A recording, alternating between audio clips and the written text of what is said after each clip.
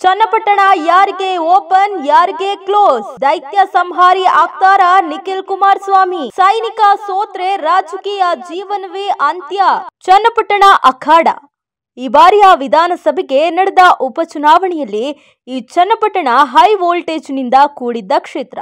ಒಂದ್ ಕಡೆ ಮೊದಲ ಬಾರಿ ಗೆಲುವಿನ ರುಚಿ ನೋಡೋಕೆ ಹಪಹಪಿಸ್ತಿರೋ ಜೆಡಿಎಸ್ ಯುವರಾಜ ನಿಖಿಲ್ ಕುಮಾರಸ್ವಾಮಿ, ಇನ್ನೊಂದ್ ಕಡೆ ತನ್ನ ಸ್ವಕ್ಷೇತ್ರದಲ್ಲಿ ಈ ಬಾರಿಯಾದ್ರೂ ಗೆದ್ದು ಮರ್ಯಾದೆ ಉಳಿಸ್ಕೊಳ್ಬೇಕು ಅಂತ ಹವಣಿಸ್ತಿರೋ ಸೈನಿಕ ಸಿಪಿ ಯೋಗೇಶ್ವರ್.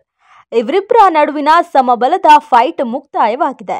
ಆದ್ರೆ ಬಿಗ್ ಬಾಸ್ ಮತದಾರ ಯಾರ ಕೈ ಮೇಲೆತ್ತಾನೆ ಅನ್ನೋ ಕುತೂಹಲ ಕಾಡ್ತಿದೆ. ನಿಖಿಲ್ ಕುಮಾರಸ್ವಾಮಿ ಹಾಗೂ ಸಿಪಿ ಯೋಗೇಶ್ವರ್ ಇಬ್ಬರಿಗೂ ಈ ಉಪಚುನಾವಣೆ ಮುಂದಿನ ರಾಜಕೀಯದ ಅಳಿವು ಉಳುವಿನ ಪ್ರಶ್ನೆಯಾಗಿತ್ತು.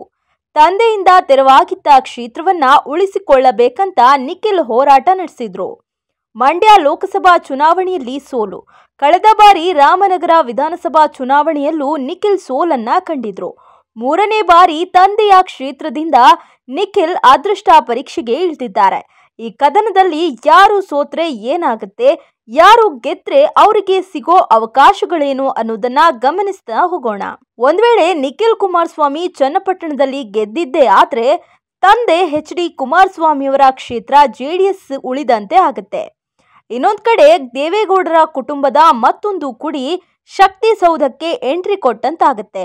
ದೇವೇಗೌಡರ ಕುಟುಂಬದಲ್ಲಿ ಈವರೆಗೂ HDD ಸೇರಿ ಕುಮಾರಸ್ವಾಮಿ, ರೇವಣ್ಣ ಶಾಸಕರಾಗಿದ್ರು. ಸೂರಜ್ ರೇವಣ್ಣ MLC ಆಗಿದ್ದಾರೆ. ಪ್ರಜ್ವಲ್ ರೇವಣ್ಣ ಸಂಸದರಾಗಿದ್ರು.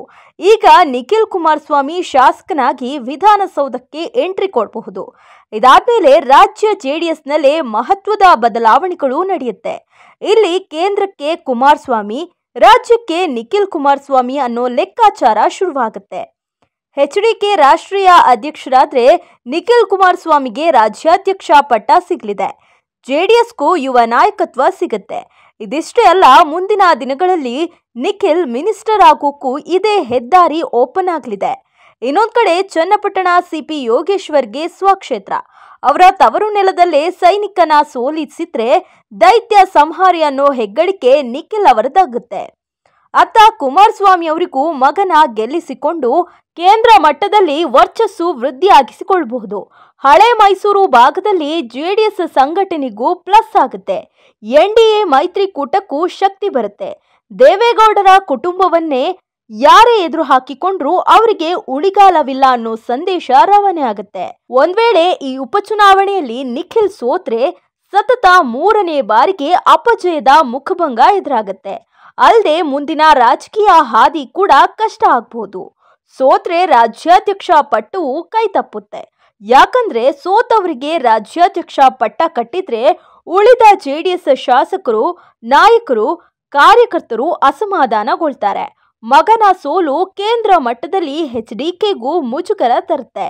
ಇನ್ನು ನಿಖಿಲ್ ಇಷ್ಟೆಲ್ಲ ಸರ್ಕಸ್ ಮಾಡಿದ್ರೂ ವಿಧಾನಸೌಧ ಪ್ರವೇಶಿಸೋ ಕನಸು ಇನ್ನೂ ಮರೀಚಿಕೆಯಾಗೇ ಉಳಿಯುತ್ತೆ.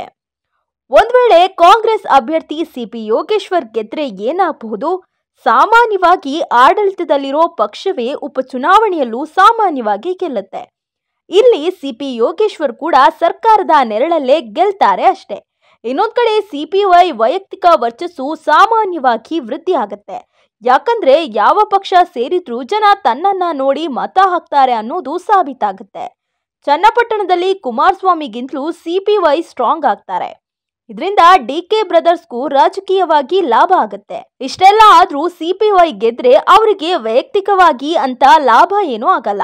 ಯಾಕಂದ್ರೆ ಅವರಿಗೆ ಸಚಿವ ಸ್ಥಾನ ಸಿಗೋದು ಕೂಡ ಡೌಟ್. ಕೇವಲ MLA ಕಾರ್ನಲ್ಲಿ ಸುತ್ತಾಡಬಹುದು ಅಷ್ಟೇ. ಅದೇ ಸಿಪಿ ಯೋಗೇಶ್ವರ್ ಸೋತು ಬಿಟ್ರೆ ಅದಕ್ಕಿಂತ ದೊಡ್ಡ ಮುಖಭಂಗ ಇನ್ನೊಂದಿಲ್ಲ. ಹೊರಗಿನವರಿಂದ ಬಂದವರ ಎದುರು ಸೋತಂತ ಅವಮಾನ. ನಿಖಿಲ್ ಅವರಂತ ಎಷ್ಟೇನೋ ರಾಜಕೀಯ ಅನುಭವ ಇಲ್ಲದ ಹುಡುಗನ ಮುಂದೆ ಹಿರಿಯ ವಯಸ್ಸಿನ ಅನುಭವಿ ಸೋತ ಅವಮಾನ ಎದುರಿಸಬೇಕು. ಅಷ್ಟೇ ಅಲ್ಲ, ಚನ್ನಪಟ್ಟಣದ ಜನರೇ ಸಿಪಿ ಯೋಗೇಶ್ವರನ್ನು ಮರೆತು ಬಿಡೋ ಸಾಧ್ಯತೆ ಇದೆ. ಇತ್ತ ಬಿಜೆಪಿಯಲ್ಲೂ ಇಲ್ಲ, ಅತ್ತ ಕಾಂಗ್ರೆಸ್ನಲ್ಲೂ ಇಲ್ಲ ಅನ್ನೋ ಅಪವಾದ ಎದುರಿಸಬೇಕು. ಅಷ್ಟೇ ಅಲ್ಲ, DK ಬ್ರದರ್ಸ್ಗೂ ಈ ಸೋಲು ಭಾರಿ ಪೆಟ್ಟು ಕೊಡುತ್ತೆ. HDK ಮುಂದೆ ಚನ್ನಪಟ್ಟಣದಲ್ಲಿ DK ಬ್ರದರ್ಸ್ ಆಟ ನಡೆಯಲ್ಲ ಅನ್ನೋದು ಸಾಬೀತಾಗುತ್ತೆ. ಜೊತೆಗೆ ಈ ಬೈ ಎಲೆಕ್ಷನ್ ಗೆದ್ದು ಸಿಎಂ ಕುರ್ಚಿ ಮೇಲೆ ಕಣ್ಣು ಹಾಕೋಣ ಅಂತ DKಶಿ ಅಂದುಕೊಂಡಿದ್ರು. ಅದು ಕೂಡ ಉಲ್ಟಾ ಆಗುತ್ತೆ.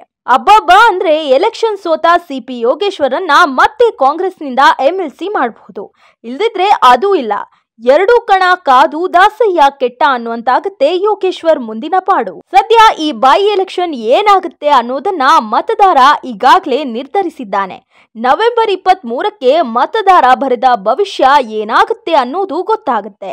ಚನ್ನಪಟ್ಟಣದಲ್ಲಿ ನಡೆದ ದೈತ್ಯರ ಕಾಳಗಕ್ಕೆ ಅಲ್ಲಿ ಫುಲ್ ಸ್ಟಾಪ್ ಬೀಳುತ್ತೆ. ಈ ಎಲೆಕ್ಷನ್ ನಲ್ಲಿ ನಿಖಿಲ್ ಗೆದ್ರೆ ಅವರ ಮುಂದಿನ ರಾಜಕೀಯ ಹೆದ್ದಾರಿ ಓಪನ್ ಆಗುತ್ತೆ. ಸೈನಿಕ ಸೋತ್ರೆ ಅವರ ರಾಜಕೀಯ ಹೆದ್ದಾರಿಯೇ ಬಂದ್ ಆಗುತ್ತೆ.